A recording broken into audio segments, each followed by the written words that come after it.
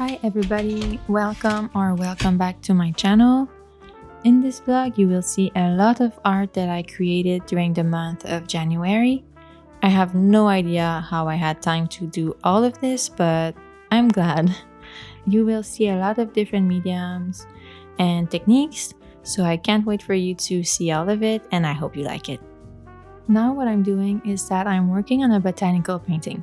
During the winter break, I did a couple of Skillshare classes. This video is not sponsored by Skillshare, by the way. So I took a couple of classes during the winter break, and one of them was a class about botanical paintings. So this is the painting that I created while doing this class. I started with the base of watercolors, and then I decided to add some details in gouache. So that's what you're seeing me do right now.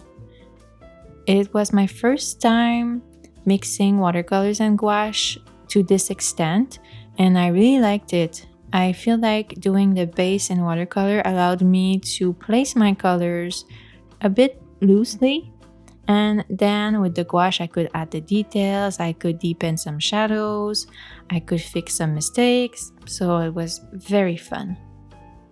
When I was done with the paint, I decided to add more details using my acrylic paint pens. So I carefully chose my colors. With this I was able to add some tiny details that would have been harder to add with the paint, and overall I just had a lot of fun with these. I've been wanting to play around with mixed media more these days, so I think that with this piece I was able to achieve that.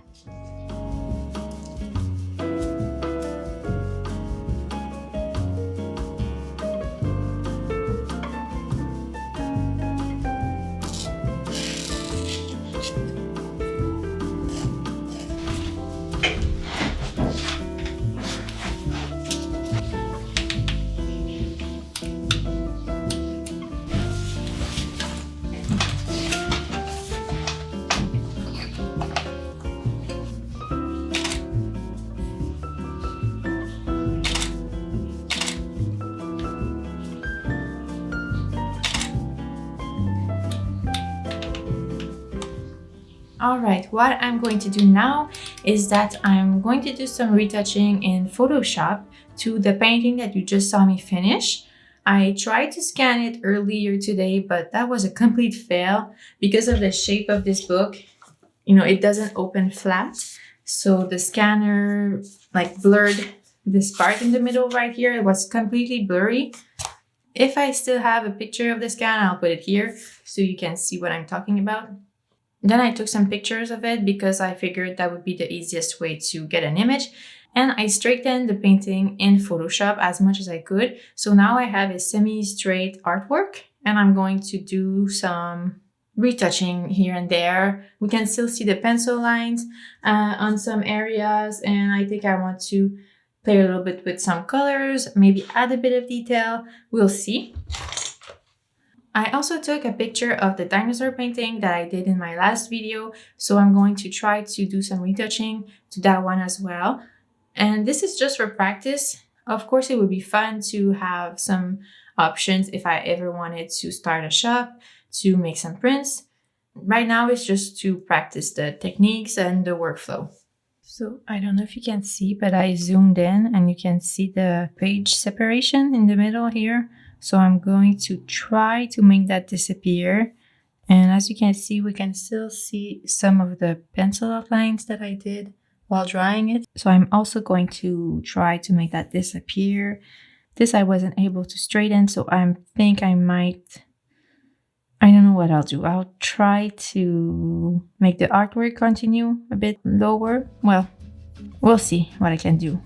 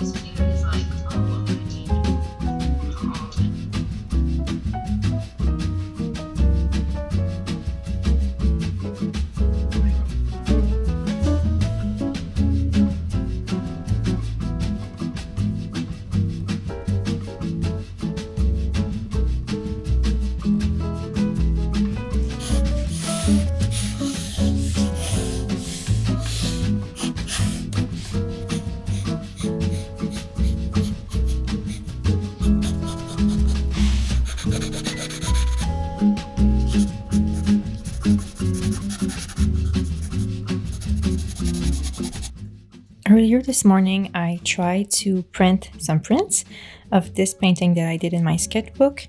I printed them at home, so the quality is not as good as it could be, but I just wanted to see if the colors were right, the exposure was right. But my main problem this morning is that I could not see anything.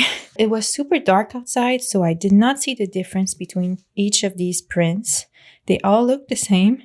And if I put them under a lamp that I had, well, it didn't work that much because my lamp bulbs are kind of yellow. So I could not see, but now it's a bit brighter outside, so I can see the difference. Oh, and the other problem is that in the computer, the darkest print seemed to be the prettiest one, but once printed, it was way too dark. So I think that I don't know if you're going to see it on camera. So this is one of the first ones that I did. It's darker. This one is the brightest one. I think you won't be able to see the difference. Maybe between these two, you can see that this one is darker. But I settled on this one. I think it's the prettiest mixed between the darkest and the lightest one. And I also added my signature in Photoshop. Then I decided to print my dinosaur painting. I also worked on it on Photoshop yesterday. At first I printed this one, but I thought that it was way too dark and way too pink compared to the original. So I played with the colors a little bit and came up with this one. You can really see the difference. So I'm very satisfied with this one and this one. So maybe one day I'll have some prints available.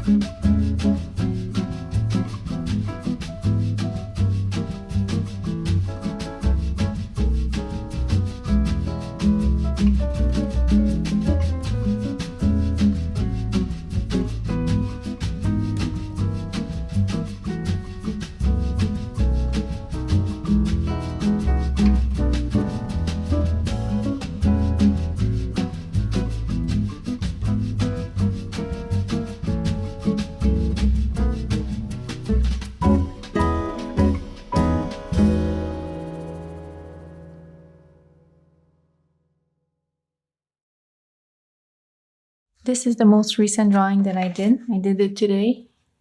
I did it using my new acrylic paint pens that I received for Christmas. I really wanted to try them out and try a different color palette than what I'm used to. Usually I tend more towards realistic colors, such as this painting here, but I really wanted to try something like this. And I have been wanting to try something like this for a long time, but I kept forgetting about it. So I naturally tend to go for something like this. So that's what I did each time. But now I chose a limited amount of acrylic pens and I did this and I'm so happy. I did a whole video about it with some swatches and everything. So you'll be able to see it soon if it's not out already. Now what I'm going to do is go see in my stories. I asked some people what they wanted me to draw. So I'm going to go through the answers and draw a little bit in my sketchbook, a little bit like Leah Lixon does from time to time. Maybe I'll try to use these 2 pages to create a nice spread. And I'm going to use my Prismacolor colored pencils.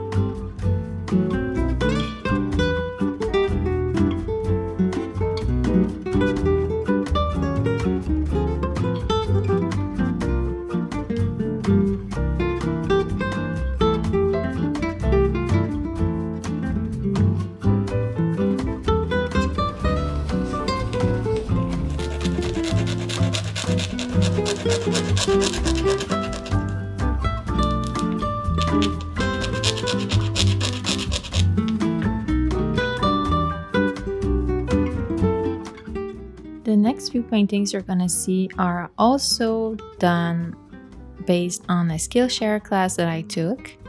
For real, I think I'm going to become a walking advertisement for Skillshare without even being paid by them because, okay, funny story. At first, I registered for a month trial, so this was free.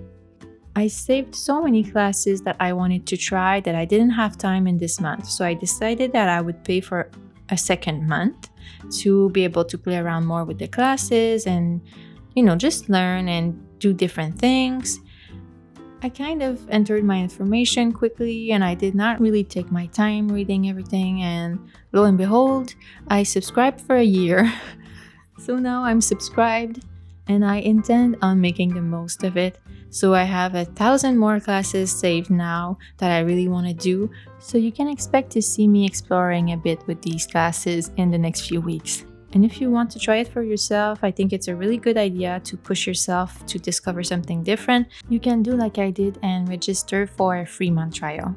I think there's a link I can share, and if you use it to register and you want to pay after that, then I get a free month, I think. So you could use that if you want to, but no pressure. I'll just leave it in the description below, and if you're interested, use it. If not, don't. I'm really sorry I did not want to talk about Skillshare for that long. I'm just going to explain to you what I'm doing right now. So I took a class on abstract art. This is something that I never do, but I thought that it would be interesting. It would be a fun exercise for me, and maybe I would learn something that I could incorporate in my regular paintings. So the first painting that I did was an abstract painting that was not planned. The class was separated in 2 sections. In the first one, you created an abstract painting just with your intuition. You planned nothing in advance. In the second part, we had to plan our paintings. So the teacher had us draw some thumbnails of different ideas we could plan. And then we picked one and painted that one. So right now I'm trying a couple of things. I'm trying to play with contrast first and foremost, but I have to say that coming up with shapes and abstract things really is not my jam. I think I was uninspired, and you'll see that the painting that I created after that was nothing too exciting. It was fun to do, so it's perfect, but I don't think that abstract really is my strength.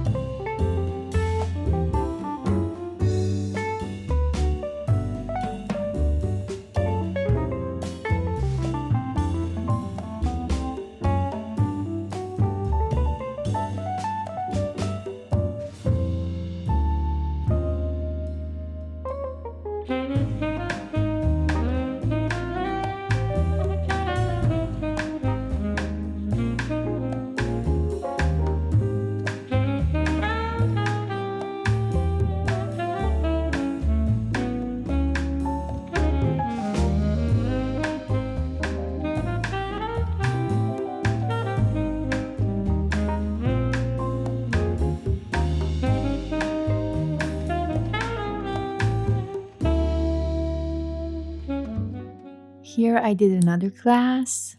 Yes, another one. In this one, the teacher had us do a value study. So that's what you see on the left side of the pages. And then we would use this value study in our painting.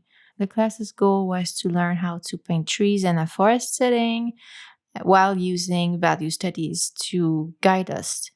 We were using gouache, which is not a medium that I use too often when it comes to creating complete artworks.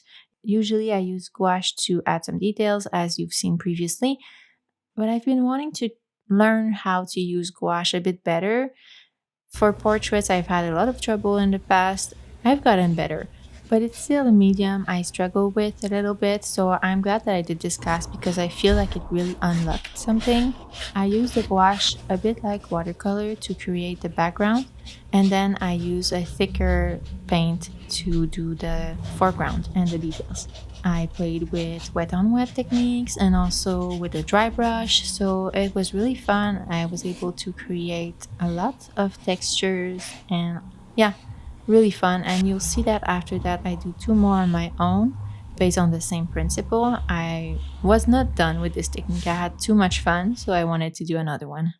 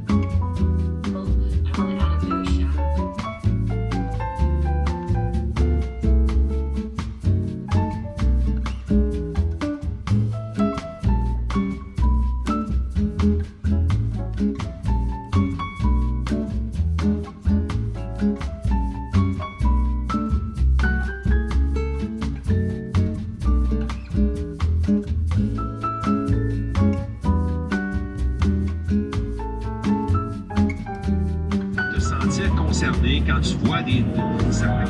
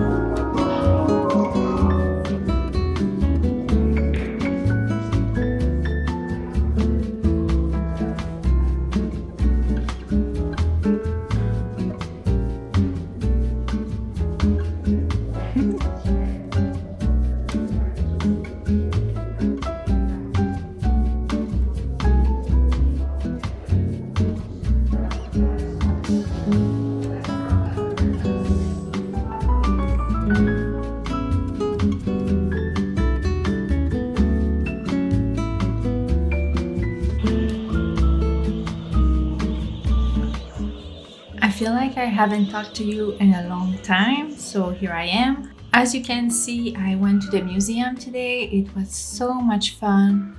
We went to see the Monet exhibition and then a second exhibition in the same building, so that was super nice, so inspiring, and now I really want to paint.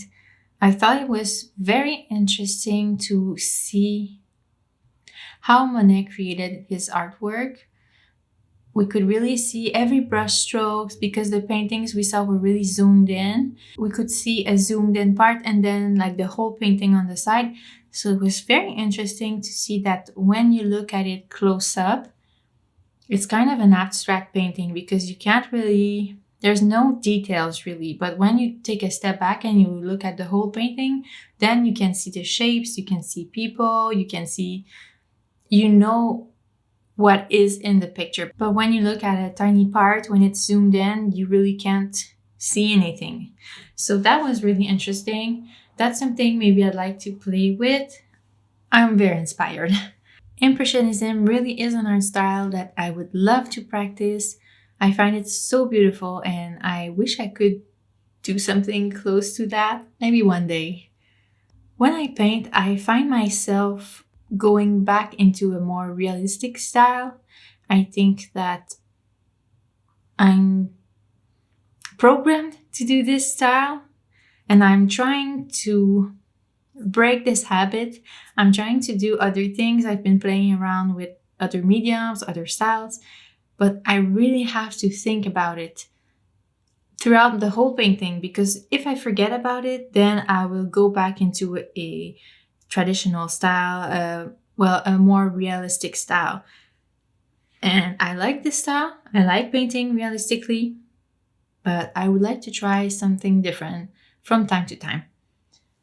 My goal in the next few days is to try to do something a bit more in the Impressionism style. So we will see. But now we're back home. And yesterday I got a delivery. I bought some art supplies. Surprise, surprise. I got this Daniel Smith watercolor. This one is in cadmium red medium hue. So I'm going to swatch this because I don't have reds in Daniel Smith. So I wanted to have at least one. And I got just like this student grade gouache paint in white because I have the Himi Miya gouache set, as you've seen, and the white is almost done. I have pretty much none of it left. So I just bought a tube of white so I could continue using this set because white is the color that I use the most. It's super useful. So I got the Holbein water soluble oil color set. It comes with 20 colors and 2 whites, a permanent white and a titanium white. I was about to say some untrue things in this last clip, so I decided I would film it again because I am learning a lot on this channel, so everything is trial and error. But when I realize that I say things that are not true, then I feel like I have to rectify the situation. I told you that I got this Holbein water-soluble oil color set, which I am super happy about. The reason why I got it at first is that I read that you can use them with water, so you can wash your brushes after using them using water. So you don't need to use any toxic solvents because we know that in oil painting, solvents are one of the most toxic components of using oils. At first I decided, great, I'm just going to use water with these. I am going to thin my paint with water. It is going to be way less toxic and I will be able to use these paints during the winter because my problem is that here during the winter it gets really cold and I can't open a window. It's gonna get too cold inside. It creates a problem because I don't have a good enough ventilation in this room and I'm worried with the oil paints and the fumes that it could create an unsafe situation potentially. So that was my reasoning for getting these. But then I did more research, which I should have done in the first place, and I realized that you cannot really thin the paint with water. If you use too much water, the paint will kind of act like butter and it won't spread well on the canvas. You won't really like the texture. So you can thin it a little bit, but not too much. So if you want to change its properties, then you need some mediums. And at first I thought I could use any mediums. And it's true, I could, but if I use normal mediums, then it loses its water-soluble properties. which is why I got this set. So I can't do that. So I found out that I had to buy some mediums that were made for these paints. I got back to the art store and I did another haul. I got 3 mediums. The first one is water-soluble linseed oil. The second one is medium W from Schminke. I'm looking forward to trying these two and discovering the differences. I also got the Winsor & Newton fast drying medium, which at first I thought it wasn't made for water mixable mediums, but now I see that it is, so that's great. So I have 3 mediums for these paints. I think that this one, the fast drying medium, will be great for the first layers, and then I can use these on top. The reason why you need special mediums is that to be water soluble, the paints have, oil paints are made with pigment and oil, right? And usually oil is not mixable with water.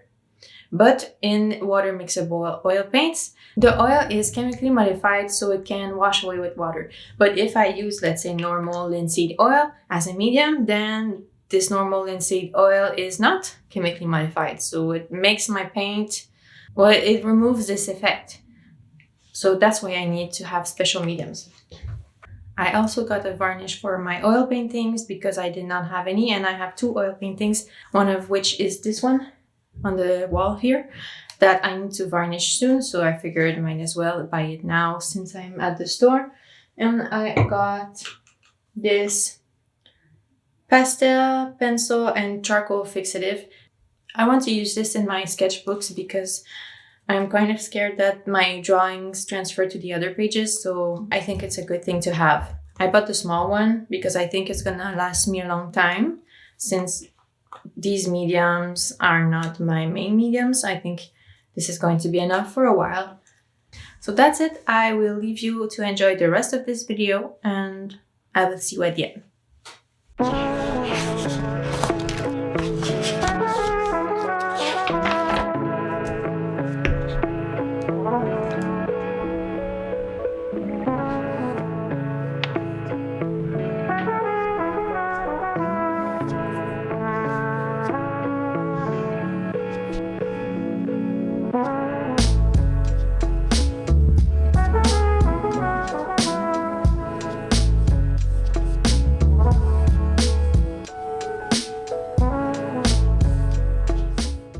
So pigmented, so nice.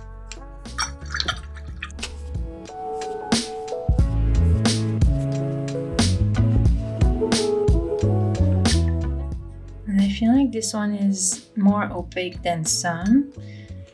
Like this one is very transparent. I think that maybe this one is a bit less.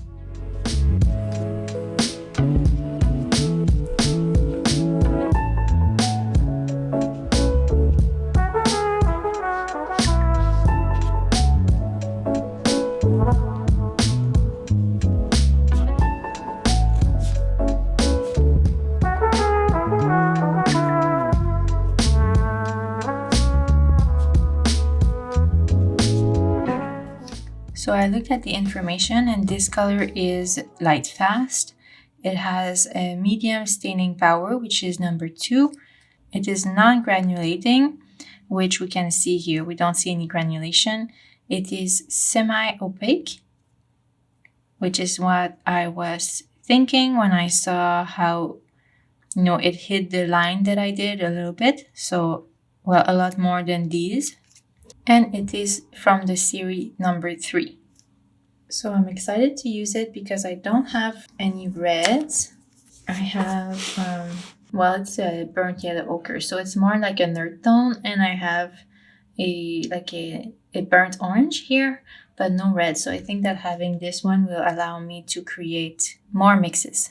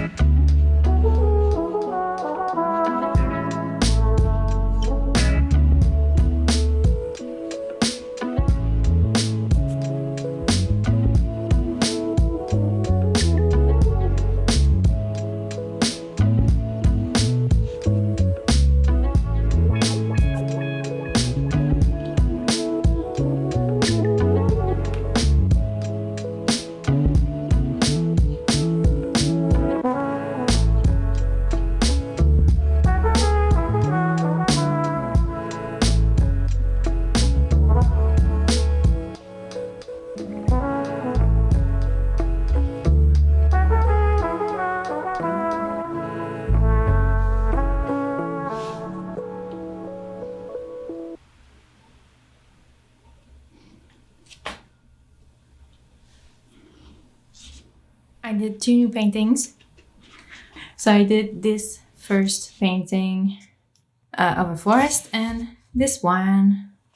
On the side, I did a value study and it helped me to figure out which parts were the darkest and the lightest, and I could base my painting on these studies. So it was so much fun. Now I'm going to remove the tape, so please enjoy a little peeling session.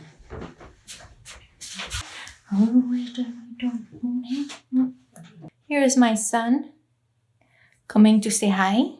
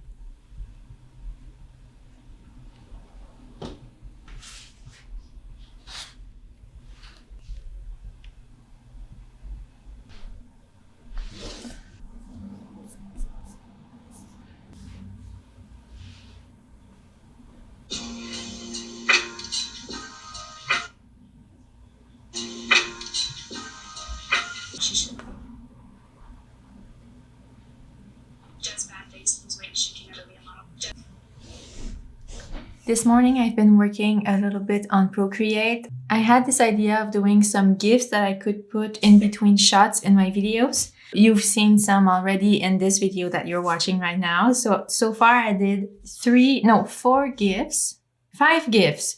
I've done one of a flame. I've done one where there's a lemon that is spinning. I've done one where it's a flower that is kind of moving. One where a plant is growing, and one where a cat is stretching. And now I would like to do another one where a flower is growing, not just a plant, but I would like to add some flowers. And I have another idea of a citrus of some sort opening up. So I'll try to do these.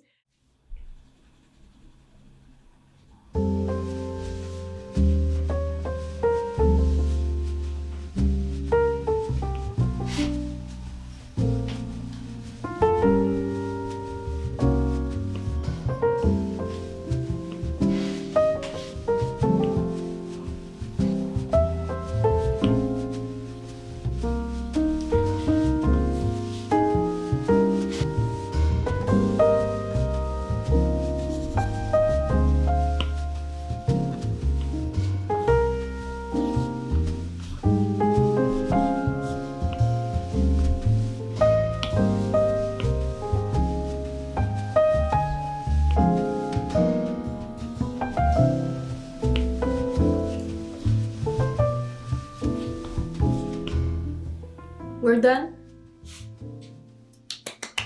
I hope that you enjoyed this video.